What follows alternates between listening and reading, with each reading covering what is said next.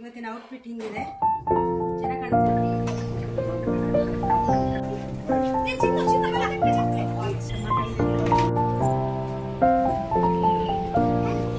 ತಗೊಂಡದೆ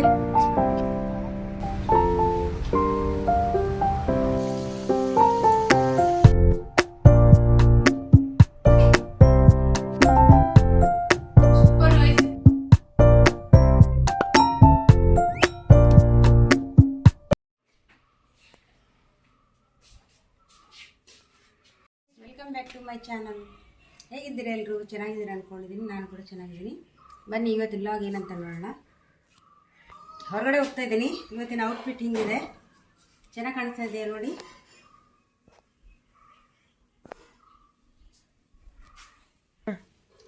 ಅಲ್ಲಿ ಏನೇನು ಮಾಡ್ತೀನಿ ಅಂತೇಳಿ ನಿಮಗಿತ್ತು ಕೂಡ ತೋರಿಸ್ತೀನಿ. ಬನ್ನಿ ನೋಡೋಣ.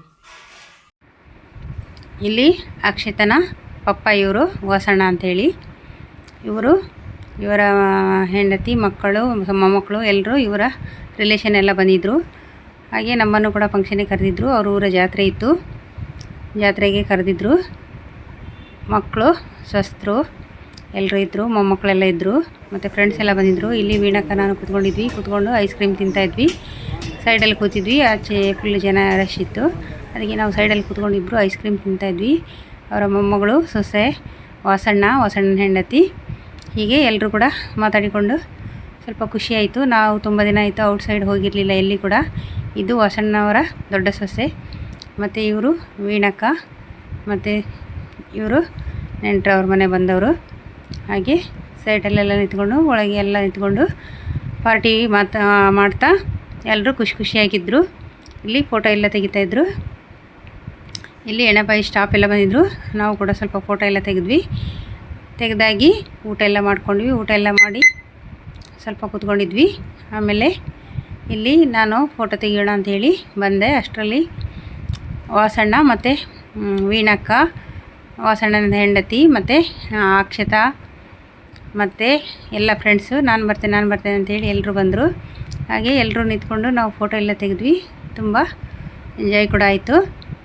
ಮತ್ತು ಎಲ್ಲರೂ, ಇದು ವಾಸಣ್ಣನ ದೊಡ್ಡ ಮಗಳು ಅಕ್ಷತಾ ಅಂತ.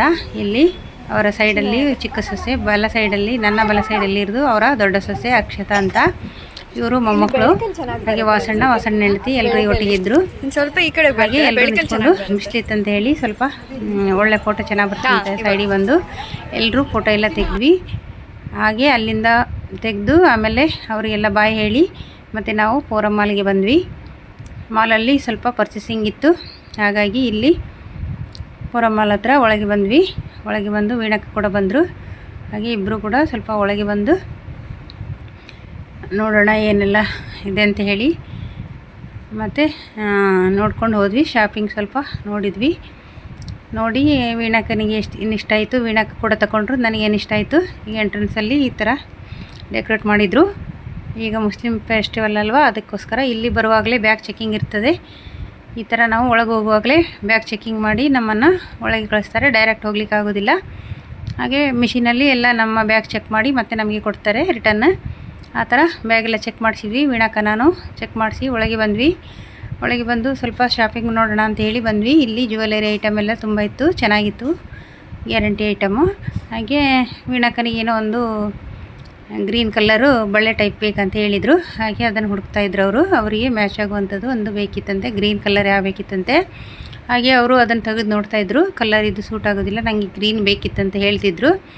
ಹಾಗೆ ಇಬ್ಬರು ಕೂಡ ನೋಡ್ಕೊಂಡ್ವಿ. ಸ್ವಲ್ಪ ಅವರಿಗೆ ಇಷ್ಟ ಆಗಿದ್ದನ್ನು ತಗೊಂಡ್ರು ಅವರು. ಮತ್ತು ಇನ್ನು ನಮಗೆ ಮ್ಯಾಕ್ಸಿಗೆ ಹೋಗ್ಲಿಕ್ಕಿತ್ತು. ಮತ್ತು ಮ್ಯಾಕ್ಸಿಗೆಲ್ಲ ಹೋಗಿ ಸ್ವಲ್ಪ ಬಟ್ಟೆ ಎಲ್ಲ ಶಾಪಿಂಗ್ ಮಾಡಲಿಕ್ಕೆ ಅಂತ ಹೋದ್ವಿ. ಅಲ್ಲಿ ವಿಡಿಯೋ ಅಲೌಡ್ ಇರಲಿಲ್ಲ. ಹಾಗೆ ಶಾಪಿಂಗ್ ಮಾಡ್ಕೊಂಡ್ವಿ. ಇಬ್ಬರು ಕೂಡ ಹೋಗಿ ಶಾಪಿಂಗ್ ಮಾಡಿಕೊಂಡು ಸ್ವಲ್ಪ ತಿರುಗಾಡಿ ಮತ್ತು ಮನೆ ಕಡೆ ಹೊರಟ್ವಿ. ಮನೆ ಕಡೆ ಹೊರಡುವ ಮುಂಚೆ ಒಂದು ಪಾರ್ಕ್ ಟೈಪಲ್ಲಿ ಬಂದು ಕೂತ್ಕೊಂಡ್ವಿ. ಚರ್ಮುರಿ ತಿನ್ನೋಣ ಅಂತ ಹೇಳಿ. ಅಲ್ಲಿ ಚರ್ಮುರಿ, ಸ್ಪೆಷಲ್ ಚರ್ಮುರಿ ಮಾಡ್ತಾರೆ ಫೋರಮ್ ಮಾಲ್ ಪಕ್ಕದಲ್ಲಿ. ಹಾಗೆ ಚರ್ಮುರಿ ತಿನ್ನೋಣ ಅಂತ ಹೇಳಿ ಕೂತ್ಕೊಂಡ್ವಿ. ಚರ್ಮುರಿ ಕೂಡ ಆರ್ಡ್ರ್ ಮಾಡಿದ್ವಿ. ಆರ್ಡ್ರ್ ಮಾಡಿ ಇಬ್ಬರು ಕೂತ್ಕೊಂಡಿದ್ವಿ. ಅವರು ವೀಣಕ್ಕನ ಹತ್ರ ನಾನು ಕೇಳ್ತಿದ್ದೆ, ಎಷ್ಟು ಟೈಮ್ ನೀವು ಬರೋದು ಇಲ್ಲಿಗೆ ಅಂತ. ಅವ್ರು ಹೇಳಿದರು, ನಾನು ತುಂಬ ಸರಿ ಬರೋದಿಲ್ಲ, ಯಾವಾಗ 1-2-3 ಸರಿ ಅಷ್ಟೇ ಬಂದದ್ದು, ಜಾಸ್ತಿ ಬರೋದಿಲ್ಲ ನಾನು ಇಲ್ಲಿ ಮಾಲಿಗೆಲ್ಲ ಹೇಳಿದರು. ಹಾಗೆ ನನ್ನೊಟ್ಟಿಗೆ ಬಂದಿದ್ರು ಅವರು ಕೂಡ. ಹಾಗೆ ಇಬ್ಬರು ಕೂಡ ಕೂತ್ಕೊಂಡು ಚರ್ಮುರಿ ಆರ್ಡ್ರ್ ಮಾಡಿದ್ವಿ. ಹಾಗೆ ಕೂತ್ಕೊಂಡು ಸ್ವಲ್ಪ ಮಾತಾಡಿ ಇಬ್ಬರಿಗೆ ಖುಷಿ ಆಯಿತು, ಅವ್ರಿಗೆ ಕೂಡ ಖುಷಿ ಆಯಿತು. ನಮ್ಮ ಆರ್ಡ್ರ್ ಕೂಡ ಬಂದಿತ್ತು. ಹಾಗೆ ಕೂತ್ಕೊಂಡು ಚರ್ಮುರಿ ಎಲ್ಲ ತಿಂದು ಸ್ಪೆಷಲ್ ಎಗ್ ಚರ್ಮುರಿ ನಾವು ಕೂಡ ಹೋಗೋಣ ಅಂತೇಳಿ ಹೊರಟ್ವಿ. ಹಾಗೆ ಇಬ್ಬರು ಕೂಡ ಹೊರಟು ಸ್ವಲ್ಪ ಮಾತಾಡಿಕೊಂಡೆಲ್ಲ ಬಂದ್ವಿ. ವೀಣಕ್ಕ ನನಗೆ ಈ ಮರ ಚೆನ್ನಾಗಿದೆ, ಇಲ್ಲೊಂದು ಫೋಟೋ ತೆಗೀವಾ ಅಂತ ಹೇಳಿದರು. ಹಾಗೆ ನಾನು ಹೂ ತೊಗೊಳ್ಳಿಕ್ಕೆ ಅಂತೇಳಿ ಹೋದೆ. ಅವರು ವಿಡಿಯೋ ಮಾಡಲಿಕ್ಕೆ ಸ್ಟಾರ್ಟ್ ಮಾಡಿದರು. ಹಾಗೆ ಹೂ ಹರ್ಕೊಂಡು ನಾನು ಬಂದೆ. ಒಂದು ಫೋಟೋ ಕೂಡ ತೆಗೆದಿದ್ವಿ. ಮತ್ತು ನನ್ನ ಸ್ವಲ್ಪ ತೆಗೀರಿ, ನಾನು ಕೂಡ ಒಂದು ನಿಂತ್ಕೊಳ್ತೇನೆ ಅಂತೆಲ್ಲ ಹೇಳಿದರು. ಹಾಗೆ ಇಬ್ಬರು ನಿಂತ್ಕೊಂಡು ಫೋಟೋ ಎಲ್ಲ ತೆಗೆದು ಬಂದ್ವಿ. ಹಾಗೆ ತುಂಬ ಚೆನ್ನಾಗಿತ್ತು, ತುಂಬ ಖುಷಿ ಕೂಡ ಆಯಿತು. ಮತ್ತು ಅಲ್ಲಿ ಒಳಗೋದ್ರೆ ಹೊರಗೆ ಬರಲಿಕ್ಕೆ ಮನಸ್ಸಾಗೋದಿಲ್ಲ, ಅಷ್ಟು ಒಂದು ನಮಗೆ ಶಾಪಿಂಗ್ ಮಾಲಲ್ಲಿ ತುಂಬ ಶಾಪ್ಗಳಿದ್ದಾವೆ. ತುಂಬ ಖುಷಿ ಆಗ್ತದೆ ಅಲ್ಲಿ ಹೋದರೆ, ಹೊರಗೆ ಬರಲಿಕ್ಕೆ ಮನಸ್ಸೇ ಬರೋದಿಲ್ಲ. ಮತ್ತು ಗಾರ್ಡನ್ ಮತ್ತು ಎಂಟ್ರೆನ್ಸ್ ಮತ್ತು ಎಲ್ಲ ಫ್ಲೋರಲ್ಲಿ ಕೂಡ ತುಂಬ ಚೆನ್ನಾಗಿರ್ತದೆ ನೋಡಲಿಕ್ಕೆಲ್ಲ. ಫೋಟೋ ತೆಗಿಲಿಕ್ಕಂತೂ ಸೂಪರು, ವಿಡಿಯೋ ಮಾಡಲಿಕ್ಕಂತೂ ಇನ್ನೂ ಸೂಪರ್ ಇರ್ತದೆ, ತುಂಬ ಚೆನ್ನಾಗಿರ್ತದೆ ನೋಡಲಿಕ್ಕೆ. ಹಾಗೆ ಅಲ್ಲಿ ಒಂದೊಂದು ಹೂವಿನ ಗಿಡ ಉಂಟಲ್ಲ, ತುಂಬ ಸ್ಪೆಷಲ್ಲಾದ ಗಿಡಗಳು. ಮತ್ತು ಎಲ್ಲಿ ನಾವು ಹೊರಗೆ ನೋಡಲಿಕ್ಕೆ ಸಿಗೋದಿದ್ದೆಲ್ಲ ಅಲ್ಲೇ ಆ ಮಾಲಲ್ಲಿ ಸಿಗ್ತದೆ, ಅಷ್ಟು ಚೆಂದ ಹೂವಿನ ಗಿಡಗಳೆಲ್ಲ ಹಾಕಿದ್ದಾರೆ. ಹಾಗೆ ನಮ್ಮ ಇಬ್ಬರಿಗೂ ಕೂಡ ತುಂಬ ಖುಷಿಯಾಯಿತು. ಈ ಹೂವನ್ನು ನಾನು ಹರ್ಕೊಂಡೆ, ಎರಡು ಹರ್ಕೊಂಡು ವೀಣಕ್ಕನಿಗೆ ತೋರಿಸಿದೆ. ತುಂಬ ಚೆಂದ ಹೂವಿತ್ತು. ಹಾಗೆ ಹೂವೆಲ್ಲ ಹಿಡ್ಕೊಂಡು ಸ್ವಲ್ಪ ಮನಸ್ಸು ಕೂಡ ಫ್ರೆಶ್ ಆಯಿತು. ಹಾಗೆ ಇಬ್ಬರು ಕೂಡ ಹೊರಗೆ ಹೋಗಿ ಬಂದ್ವಿ ಕೂಡ. ಬಂದು ಮತ್ತು ಅವರಿಗೆ ಡ್ಯೂಟಿಗೆ ಹೋಗಬೇಕಿತ್ತು. ನಾನು ಡ್ಯೂಟಿಗೆ ಹೋಗ್ತೀನಿ ಅಂತ ಹೇಳಿ ಹೋದರು. ಮತ್ತು ನಾನು ಕೂಡ ಮನೆಗೆ ಹೋಗ್ತೀನಿ ಅಂತ ಹೇಳಿ ನಾನು ಕೂಡ ಬಂದೆ. ಹಾಗೆ ಇಬ್ಬರು ಕೂಡ ಹೊರಟ್ವಿ. ನೋಡಿ ಗೈಸ್, ಇಲ್ಲಿ ನಾನು ಒಂದು ಬೌಲ್ ತೊಗೊಂಡಿದ್ದೇನೆ ಎಗ್ ಪಫ್ ಮಾಡಲಿಕ್ಕೆ. ಈಸಿಯಲ್ಲಿ ಸುಲಭವಾಗಿ ಎಲ್ಲರೂ ಮನೇಲಿ ಮಾಡ್ಕೋಬೋದಂತ ಒಂದು ಎಗ್ ಪಫ್ಸ್. ನಾನಿಲ್ಲಿ ಒಂದು ಬೌಲ್ ತೊಗೊಂಡಿದ್ದೇನೆ. ಒಂದು ಕಪ್ ಆಗುವಷ್ಟು ಗೋಧಿ ಹಿಟ್ಟು ತೊಗೊಂಡಿದ್ದೇನೆ. ಇನ್ನೊಂದು ಕಪ್ ತೊಗೊಳ್ತೀನಿ ನಾನು.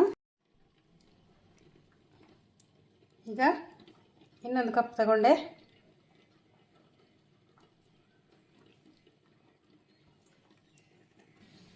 ಇದಕ್ಕೇ ಈಗ ಒಂದು ಅರ್ಧ ಸ್ಪೂನಷ್ಟು ಉಪ್ಪು ಹಾಕ್ಕೊಳ್ತೀನಿ. ಉಪ್ಪು ಹಾಕೊಳ್ಳೋದ್ರಿಂದ ಟೇಸ್ಟ್ ಚೆನ್ನಾಗಿರ್ತದೆ, ಅದಕ್ಕೋಸ್ಕರ. ಮತ್ತು ಒಂದು ಸ್ಪೂನ್ ಎಣ್ಣೆ ಕೂಡ ಹಾಕ್ಕೊಳ್ತೀನಿ ನಾನು, ಆಯಿಲ್. ಒಂದು ಸ್ಪೂನ್ ಆಯಿಲ್ ಹಾಕ್ಕೊಂಡೆ ಅಷ್ಟೇ,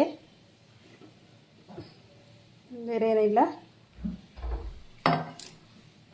ಈಗ ಇದನ್ನು ನಾವು ಫಸ್ಟಿಗೆ ಒಮ್ಮೆ ಈ ಥರ ಮಿಕ್ಸ್ ಮಾಡ್ಕೊಳ್ಳುವ.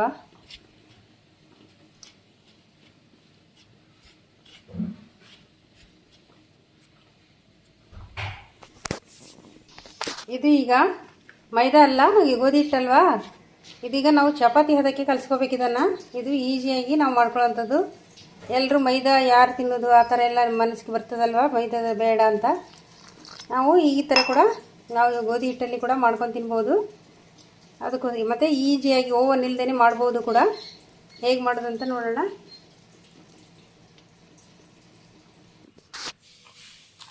ಈಗ ಚಪಾತಿ ಹಿಟ್ಟಿನ ಅದಕ್ಕೆ ರೆಡಿ ಆಯಿತು. ಸ್ವಲ್ಪ ಆಯಿಲ್ ಹಾಕ್ಕೊಂಡು ನಾವು ಈ ಥರ ಮಾಡ್ಕೋಬೇಕು. ನಾನು ಸ್ವಲ್ಪ ಆಯಿಲ್ ಹಾಕ್ಕೊಂಡೆ, ಒಂದು 1/4 ಸ್ಪೂನಷ್ಟು. ಆಯಿಲ್ ಬೇಡಪ್ಪ ಅಂತ ಹೇಳೋರು ಸ್ಕಿಪ್ ಕೂಡ ಮಾಡ್ಬೋದು, ಆದರೆ ಚೆನ್ನಾಗಿರ್ತದೆ, ಅದಕ್ಕೋಸ್ಕರ. ಒಂದು ಬಣಲೆ ಇಟ್ಕೊಂಡು ಸ್ವಲ್ಪ ಆಯಿಲನ್ನು ಹಾಕ್ಕೊಳ್ತೀನಿ. ಇಲ್ಲಿ ನಾನು ಸ್ಟಫಿಂಗಿಗೆ 4 ನೀರುಳ್ಳಿಯನ್ನು ಕಟ್ ಮಾಡಿ ಇಟ್ಕೊಂಡಿದ್ದೀನಿ, ಮೀಡಿಯಮ್ ಸೈಜಿದು. ಸ್ವಲ್ಪ ಕೊತ್ತಂಬರಿ ತೊಗೊಂಡಿದ್ದೇನೆ, ಸ್ವಲ್ಪ ಕರಿಬೇವು ತೊಗೊಂಡಿದ್ದೇನೆ. ಮತ್ತು ಇಲ್ಲಿ ಸ್ಪೈಸಸ್ ತೊಗೊಂಡಿದ್ದೇನೆ. ಚಿಕನ್, ಇದು ಚಿಲ್ಲಿ ಪೌಡರ್, ಎಲ್ಲೋ ಪೌಡರ್, ಮತ್ತು ಚಿಕನ್ ಮಸಾಲ ಮತ್ತು ಗರಂ ಮಸಾಲ. ಇಷ್ಟು ಐಟಮ್, 4 ಐಟಮನ್ನು ನಾನು ತೊಗೊಂಡಿದ್ದೇನೆ. ಇಲ್ಲಿ ಎಣ್ಣೆ ಕಾದಿದೆ. ಈಗ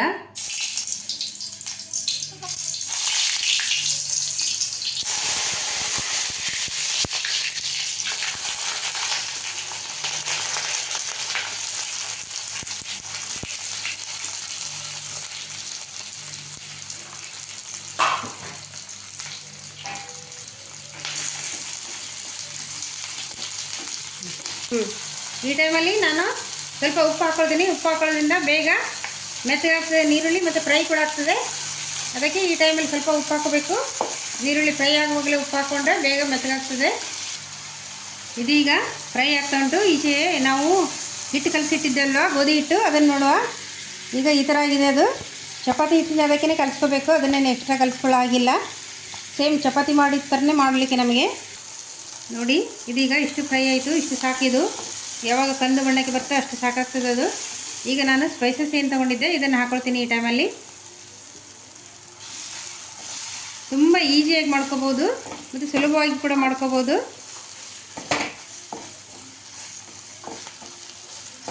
ಸ್ಟಫಿಂಗ್ ರೆಡಿ ಆಯಿತು. ನಾನು ಇದಕ್ಕೆ ಕೊತ್ತಂಬರಿ ಸೊಪ್ಪು ಏನು ಕಟ್ ಮಾಡಿ ಇಟ್ಕೊಂಡಿದ್ದೆ ಈ ಟೈಮಲ್ಲಿ ಹಾಕ್ಕೊಳ್ತೀನಿ. ಲಾಸ್ಟಿಗೆ ಹಾಕೊಳ್ಳೋದ್ರಿಂದ ಟೇಸ್ಟ್ ಚೆನ್ನಾಗಿರ್ತದೆ, ಅದಕ್ಕೋಸ್ಕರ ಲಾಸ್ಟಿಗೆ ಹಾಕ್ಕೊಂಡೆ ನಾನು. ಈಗ ಸ್ಟವ್ ಆಫ್ ಮಾಡಿಬಿಡುವ.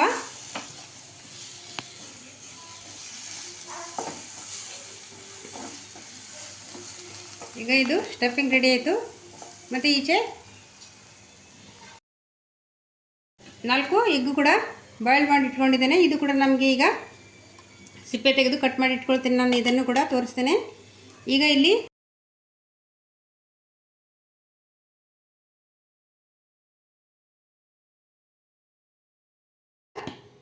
ಇಷ್ಟಿಷ್ಟೇ ಸೇವು ಚಪಾತಿ ಹಂಗೆ ಸ್ವಲ್ಪ ದಪ್ಪ ಉದ್ಕೋಬೇಕು. ಹಾಂ, ಇಷ್ಟು ಅಗಲ ಉಂಟು ನೋಡಿ, ಇಷ್ಟೇ ಅಗಲ ಇರೋದು. ಇದು ನಮಗೆ ಮಡಿಸ್ಲಿಕ್ಕೆ ಬೇಕು, ಅದಕ್ಕೋಸ್ಕರ ಇಷ್ಟೇ ಸಾಕು. ಇದಕ್ಕಿಂತ ಜಾಸ್ತಿ ಉದ್ಕೊಳ್ಳೋದು ಬೇಡ, ಅಗಲ ಜಾಸ್ತಿ ಆಗೋದು ಬೇಡ. ನಮಗೆ ಸ್ಟಫಿಂಗ್ ತುಂಬಿ ಫೋಲ್ಡ್ ಮಾಡಲಿಕ್ಕೆ ಬೇಕು. ಇದು 8 ಭಾಗ ಮಾಡಿಟ್ಟಿದ್ದೇನೆ. ನನಗೆ 8 ಪಫ್ಸ್ ಮಾಡಲಿಕ್ಕೆ ಬೇಕು, ಅದಕ್ಕೋಸ್ಕರ ನಾನು 8 ಭಾಗ ಮಾಡಿಟ್ಟಿದ್ದೇನೆ ಮಸಾಲೆ ಎಲ್ಲ. ಮತ್ತು 4 ಮೊಟ್ಟೆ ಇದೆ. ಈಗ ಹೇಗೆ ಸ್ಟಫಿಂಗ್ ಮಾಡೋದಂತ ನೋಡೋಣ. ಖುಷಿ ಐತಿ. ಈಗ ನಾನು 4 ಮೊಟ್ಟೆನ ಈ ಥರ ನಡುವಲ್ಲಿ 1 ಭಾಗ ಮಾಡಿಕೊಂಡು 1 ಮೊಟ್ಟೆಯಲ್ಲಿ 2 ಭಾಗ ಮಾಡ್ಕೊಂಡು ಇಟ್ಕೊಂಡಿದ್ದೇನೆ.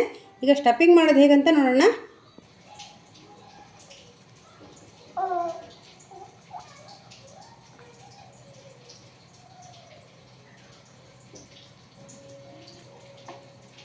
ಫಸ್ಟು ಈ ಥರ ನೀರು ಹಚ್ಕೋಬೇಕು ನಾವು. ನೀರು ಹಚ್ಕೊಳ್ಳೋದ್ರಿಂದ ನಮಗೆ ಜೋಡಿಸ್ಲಿಕ್ಕೆ ಸುಲಭ ಆಗ್ತದೆ. ಮತ್ತು ಈಗ ನಾನು ಮಸಾಲೆ ಹಾಕ್ಕೊಳ್ತೀನಿ. ಇಷ್ಟು ಮಸಾಲೆ ಹಾಕ್ಕೊಂಡೆ. ಏನು ಸ್ಟಫಿಂಗ್ ರೆಡಿ ಮಾಡ್ಕೊಂಡಿದ್ದೆ ಅಲ್ವಾ, ಅದರಲ್ಲಿ 1 ಸ್ಪೂನ್ ಹಾಕ್ಕೊಂಡೆ ನಾನು. ಈಗ ಅರ್ಧ ಹೋಳು ಮೊಟ್ಟೆನ ಹಾಕ್ತೀನಿ. ತುಂಬ ಈಸಿ ಇದೆ, ಸುಲಭವಾಗಿ ಕೂಡ ಮಾಡ್ಕೋಬೋದು ಇದನ್ನು.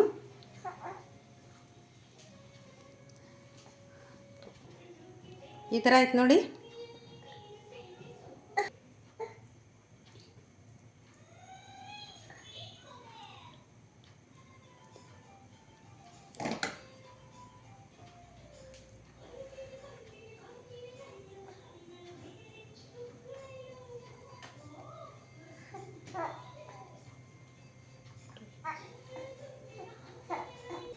ನೋಡಿ ಗೈಸ್, ಈ ಥರ ಸ್ಟಫಿಂಗ್ ಎಲ್ಲ ಹಾಕ್ಕೊಂಡು ನಾನು ರೆಡಿ ಮಾಡಿಕೊಂಡೆ.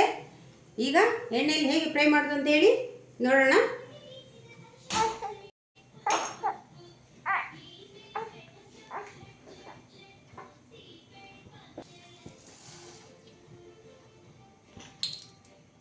ಇದು ನಮಗೆ ಎಣ್ಣೆಯಲ್ಲಿ ಫ್ರೈ ಮಾಡಲಿಕ್ಕೆ ಬೇಕು.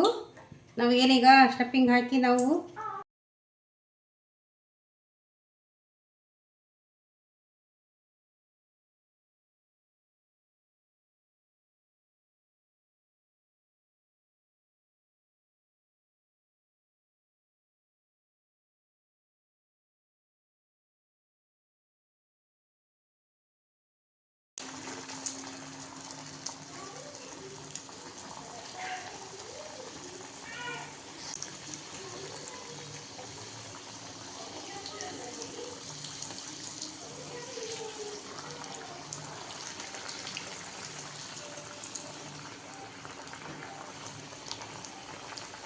ಇದನ್ನು ಆದಷ್ಟು ನಿಧಾನ ಉರಿಯಲ್ಲೇ ನಾವು ಫ್ರೈ ಮಾಡ್ಕೋಬೇಕು.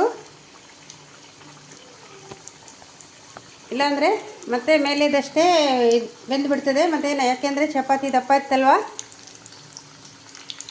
ಮತ್ತು ಒಳಗಿದು ಹಾಗೆ ಹಸಿ ಹಸಿನೇ ಇರ್ತದೆ. ಅದಕ್ಕೆ ಸ್ವಲ್ಪ ಲೋ ಫ್ಲೇಮಲ್ಲಿ ನಾವು ಇದನ್ನೀಗ ಫ್ರೈ ಮಾಡ್ಕೋಬೇಕು.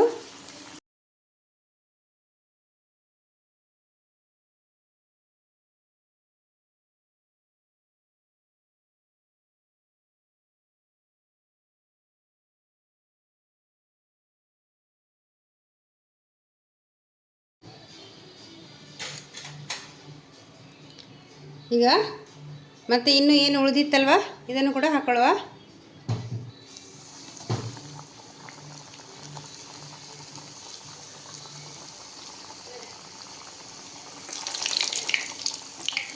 ಒಮ್ಮೆಲೆ ಹಾಕ್ಕೊಂಡ್ರೆ ಎಣ್ಣೆ ಸಿಡಿಯುವಂಥ ಚಾನ್ಸ್ ಇರ್ತದೆ. ಅದಕ್ಕೆ ಮೆಲ್ಲ ಮೆಲ್ಲ ಸ್ಲೋವಲ್ಲಿ ಹಾಕೋಬೇಕು.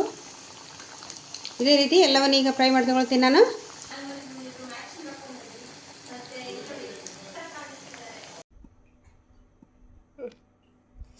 ನೋಡಿ ಗೈಸ್ ಹೇಗೆ ಬಂದಿದೆ, ಇಷ್ಟು ಚೆನ್ನಾಗಿ ಬಂತು. ಈಗ ನಾನು ಒಂದು ಕಟ್ ಮಾಡ್ಕೊಂಡು ತಂದಿದ್ದೇನೆ ನೋಡಿ, ಈ ಥರ ಎಲ್ಲ ಬಂತು ಒಳಗೆ. ಮತ್ತು ತುಂಬ ಟೇಸ್ಟಿಯಾಗಿರ್ತದೆ ಇದು. ಟೇಸ್ಟ್ ಮಾಡುವ ಈಗ.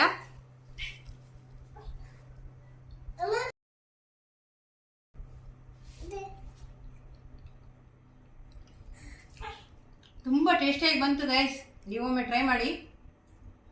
ಹೇಗೆ ಬಂತಂತ ಕಮೆಂಟ್ ಮಾಡಿ. ಮತ್ತು ಈಸಿಯಲ್ಲಿ ಓವನ್ ಇಲ್ದೇ ಸುಲಭವಾಗಿ ಮಾಡ್ಕೋಬಹುದು.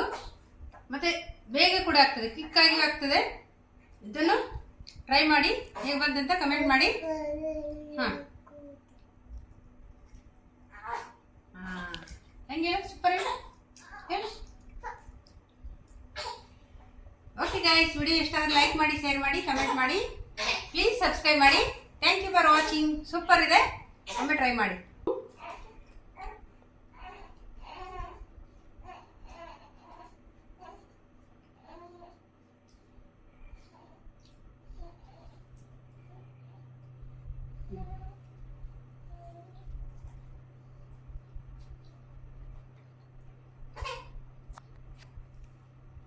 Super guys,